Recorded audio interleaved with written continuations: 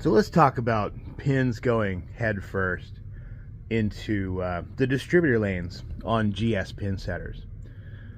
This one I just happened to be walking across. It's a random morning here before we open. This particular machine, the CPU board in the next gen box, is a software or firmware version that is late enough where it's got what they call auto ball return. So if the beam breaks, it runs the distributor, pins cycle through the machine, the accelerator turns on, and the power lift up front turns on.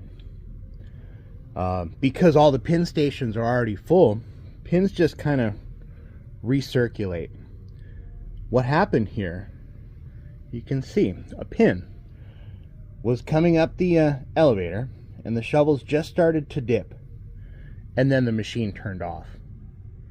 And the pin happened to just kind of gently, ever so gently, roll out at a very slow speed and landed here head first. I didn't get it on camera because the lanes were run a few hours ago. Well, only our janitorial team was in the building. But I have seen this in person, where what happened was, let's say the front desk saw a lane that didn't have all 10 pins up, and they turn the machine on, they cycle it, and as soon as the machine finishes its cycle, they turn it off. Well, pins are still trying to feed up the distributor. And if it stops in just the right place, that pin sort of gently rolls and then goes head first. So if you're wondering why you might be seeing pins head first, this is usually what I see cause it. The machine stops its distributor, it stops its elevator, while pins are actively trying to feed. So one of the things that I've taught or suggested to our opening desk team, when they turn the machines on in the morning and they cycle them to set pins, just wait 1 minute.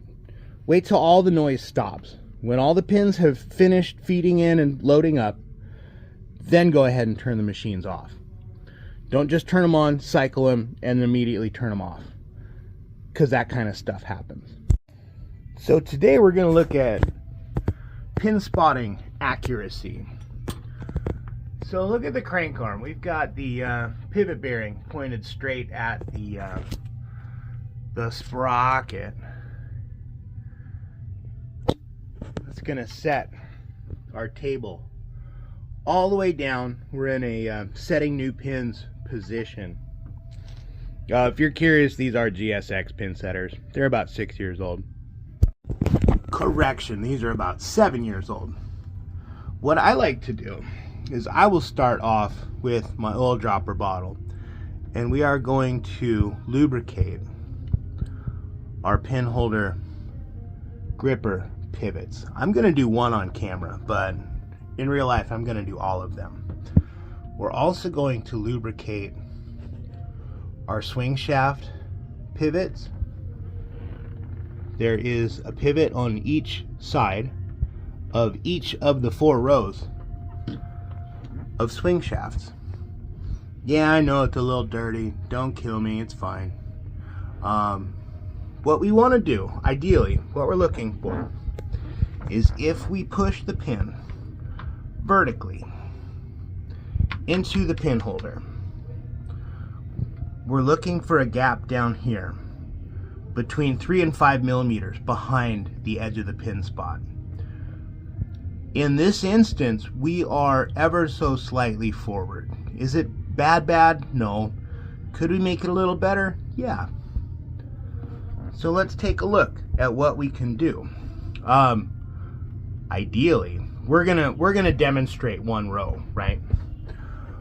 But what you want to do, you want to start at the back row, because each row in front or the next row in succession is going to be affected. So do the back row, do the 4, 5, 6 row, do the 2, 3 row, then do your number 1 row. So let's take a look. If all of our rows are all about the same amount forward, then we're going to jump in. Yeah, these are all about the same. We're going to jump in and we're going to move our pin holders back to horizontal. Let me grab a light real quick and we'll set up. We want to take a look at that number 7 corner.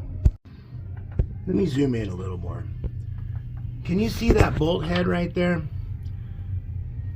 That's your vertical stop position bolt. What we want to do is shorten that up. The jam nut on it is a square nut, and you'll need a 13mm wrench. What we want to do is break the jam nut free, and we're going to thread the bolt up. We're going to effectively shorten the bolt.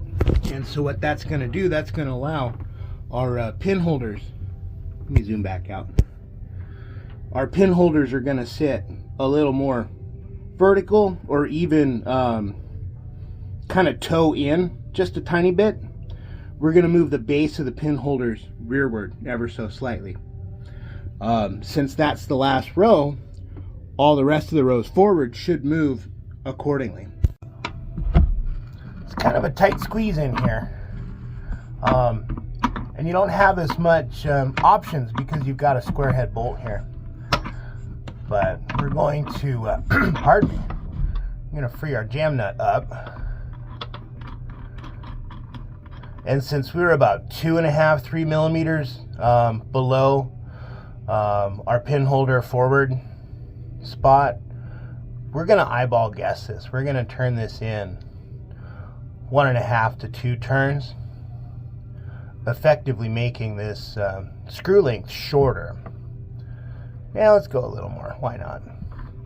Let's be a little bit generous here. Then we're going to tighten, tighten our jam nut back up.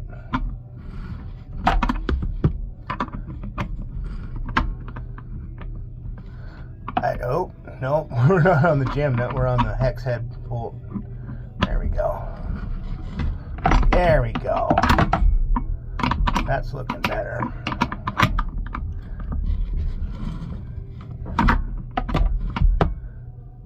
Like I said, not a lot of room to work here. It's easier to do this with the pin holders flat than with the pin holders vertical. And this is not an exact science. This is just kind of a good ballpark guess. So our next step is going to be putting our pin holders back to vertical.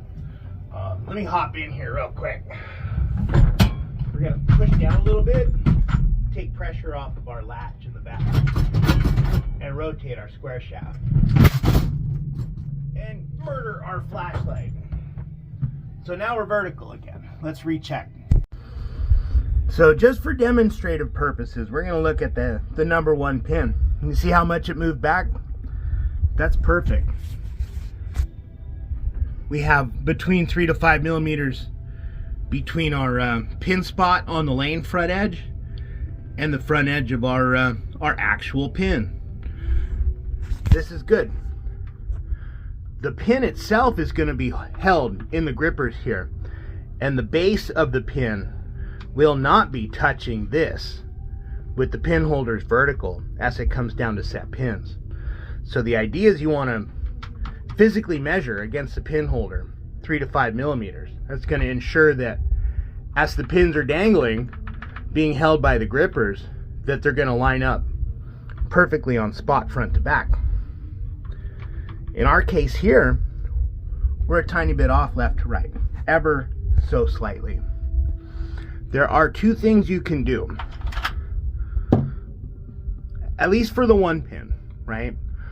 You can loosen the 4 bolts that hold the pin holder to the swing shaft and slide the pin holder left and right on the shaft, or you can loosen the jam nut, the screw, and loosen the stop collar and shift the whole swing shaft left or right.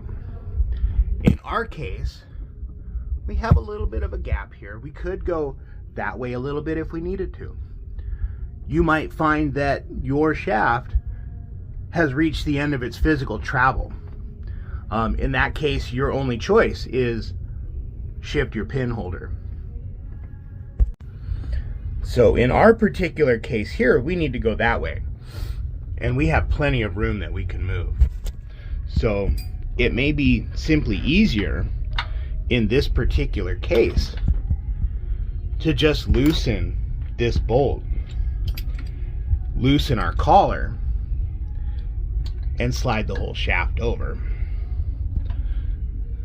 Let's see if I can do this one-handed. Little shift. Uh-oh, dropped the Allen wrench. Uh-oh, where did it go? I found it. Hold on. Hold on just a moment. There we go. A little more. Whoa, that might have been too much. Never mind. Delicate operation here. Trying to do it one-handed also.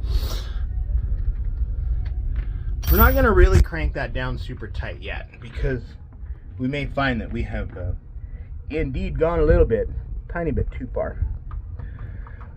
Another thing to consider is that these are not brand new pins, right? They're not perfectly symmetrically round. So we want to roll the pin around a little bit and make sure that we are indeed centered. You may see it drift a little bit as you rotate the pin.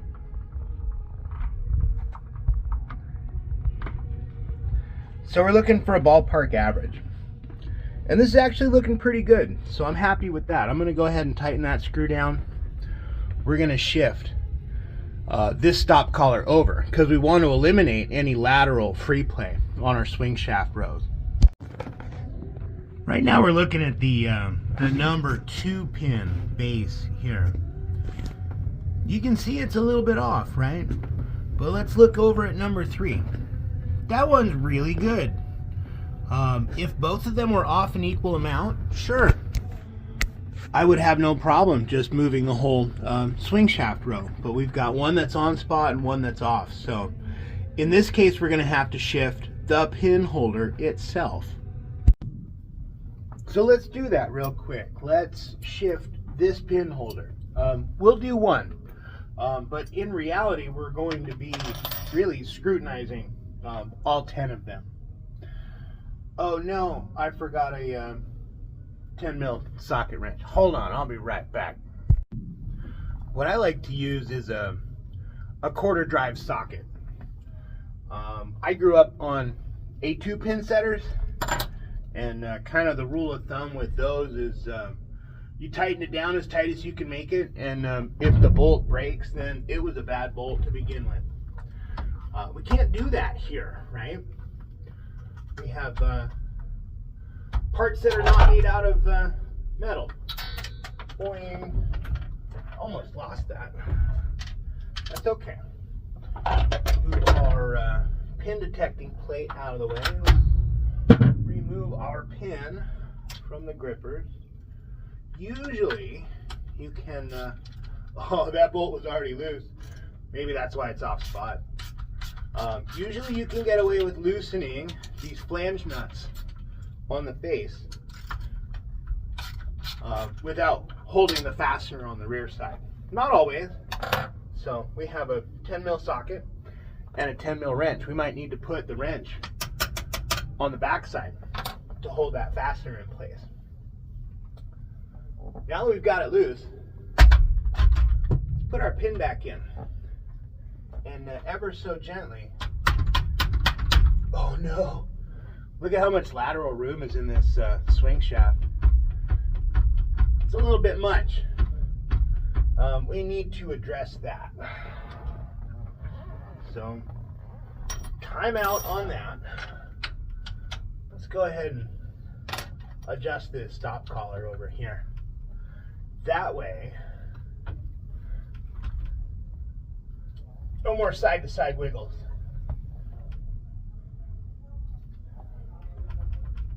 Good. We'll go through all of the other swing shaft rows as well, but we need to go over just a little more, and then we're gonna spin it.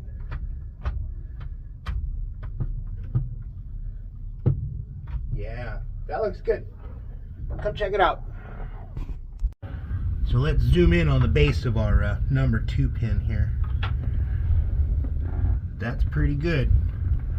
Unfortunately, the cutout in the surface of the lane here has no marking on the front. We see a little bit of the circle and then it kind of disappears. But we are centered left to right here. That's really good. What we're gonna do, hold on, let me put you back up. What we're gonna do is we're gonna slide. There's some little black brackets or retainers here that hold your wire channel cover on.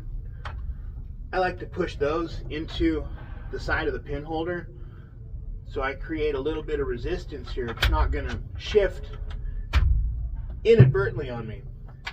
And then we can go ahead and tighten these back down. Again, these may tighten up with just the flange nut on the front, or we may have to hold a wrench on the back side, on the head of the bolt, in order to cause these to torque down.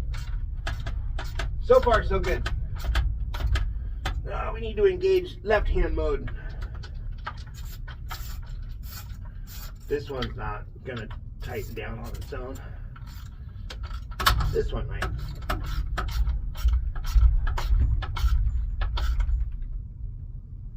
Good. Well, that one started.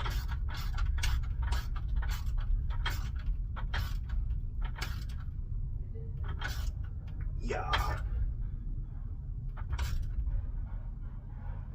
Yeah.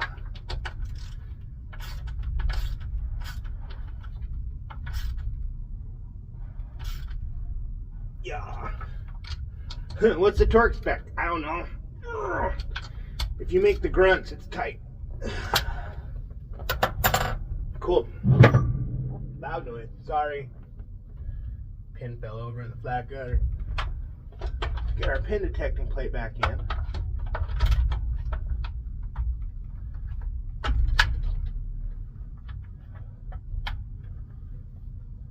Get our pin back in. Failure. I got the wrong order. If you put the pin detecting plate on first, you've locked your switch finger in position. You won't be able to load a pin back in. That's okay. We don't need it loaded. We're good. So we did one swing shaft adjustment. We did one pin holder adjustment. We checked our stop collars, you know, here and here. We looked at our vertical stop bolt on the 7. Our front to back position looks good here. I do see one more pin that's off spot. I'm not going to get that on camera. This was more for just to cover the adjustments and the different ways to do it, instead of a full-blown let's go through and check everything and make one really long video. So other than not being able to put our pin back in there, we're pretty good. So where was the one other pin? I want to say it was number 4 or 5. Yeah. The rest of these involve a lot more hunching over, and they're going to be a little more difficult to film. So we're just not gonna do that, right? One of the things that we didn't talk about, hold on. One of the things that we didn't talk about, because all of our pin holders lined up front to back after we made our vertical stop bolt adjustment, you have links in between each swing shaft.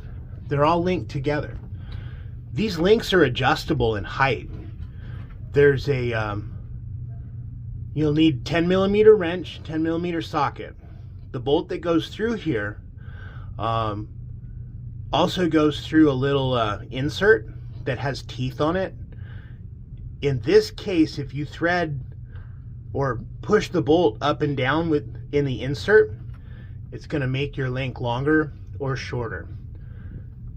With this being an overhead link, if you make this link longer, your next row is going to move rearward, and vice versa. If you make it shorter, the base of your pins are going to come forward. These are underhand links, so same idea but opposite adjustment.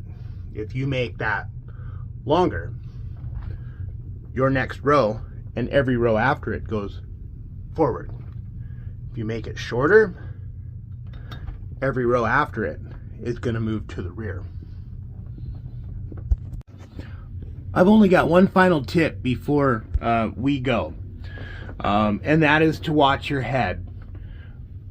If you're tall, like I am, and you inadvertently hit one of these pin release levers, you're going to drop a pin on your head. So try to avoid that. That's all I got for you guys today. So that's one lane down and 6 more to go this morning. So we're just getting started.